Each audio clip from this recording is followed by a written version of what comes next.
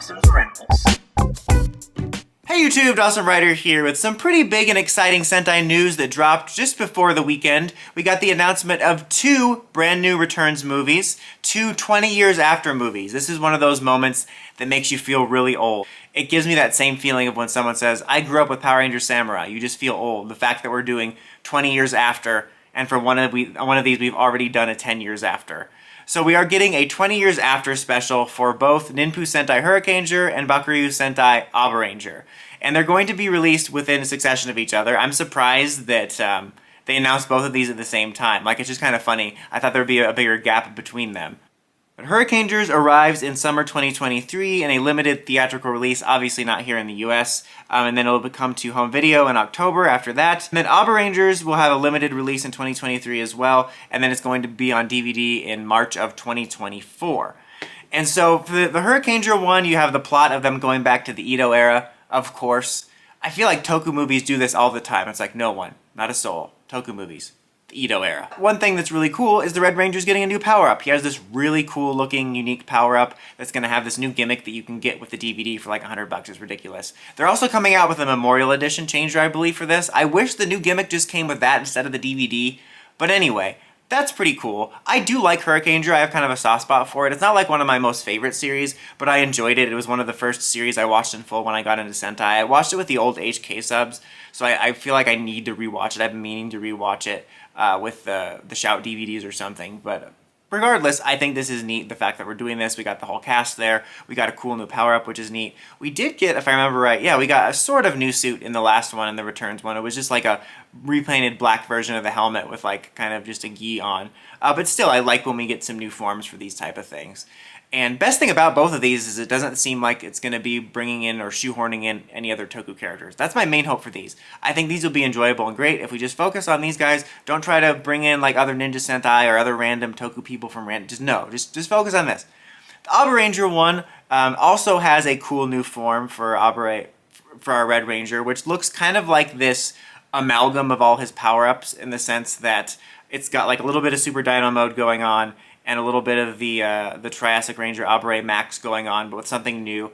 I like this one, but also I don't. I think a lot of people really like this one. I don't dislike it. I think it looks a little gaudy and strange, but it's also kind of cool.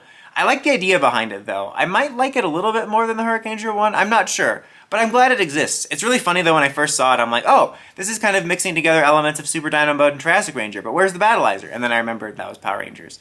But that's pretty cool. And they also got all the cast back for this, which is neat. And the premise of it talks about how they're going to be, fighting a new threat in a world that's forgotten their heroics. But I also saw a different description. I don't know if this is both happening or if it's just a different translation that says that it's more about their approach to heroics being outdated and they have to tackle with that people respond to it differently. I think that's rather interesting because it's like an older Sentai series. I think that could be an interesting story idea of them doing something kind of old school, and then it's just kind of out of step with modern day stuff. I don't know. I think, to me, the plot of this sounds a lot more interesting. Not to mention, even though, like I said, I do like Hurricaneger and have a soft spot for it, I'm a much bigger Abranger fan. I think that's a really underrated series. It's nice to see it get some love. I feel like, not that it's like completely forgotten and like no one likes it.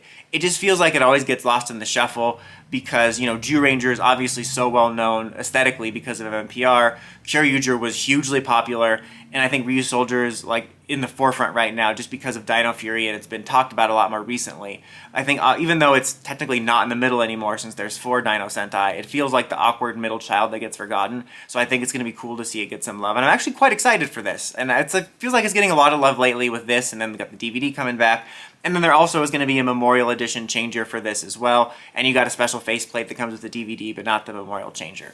It's also funny that this just happened too, because I was just talking about in my video for the news of the Memorial Edition Gokai stuff that I'd like to see them do more older Sentai Changer Memorial Editions, because I was saying, oh man, they haven't done a Memorial Edition in a while, and then I realized they've been doing a lot of big weapons. And so I'm actually excited for that. It's nice to get back to those ones, both because it's a little bit something different and it gives people a chance to maybe fill a hole in their collection that's hard to get on the aftermarket, and you get an even better version. It's kind of funny when you think about it that in some cases, it's cheaper to buy like the expensive decked out Memorial Edition than it is to like hunt down an older version on the aftermarket at a hiked up price. So yeah, this is pretty cool. I'm pretty excited for both of these. Despite the fact that I've mostly sworn off Toku movies in recent years, I'll probably check both of these out because the Returns movies are usually pretty, at least enjoyable, and are devoid of a lot of that team-up mess. Like, Gokaiger 10 Years After was pretty good, so I'm excited about this. I'm torn because I don't want them to do these ad nauseum, but at the same time, I think it would be cool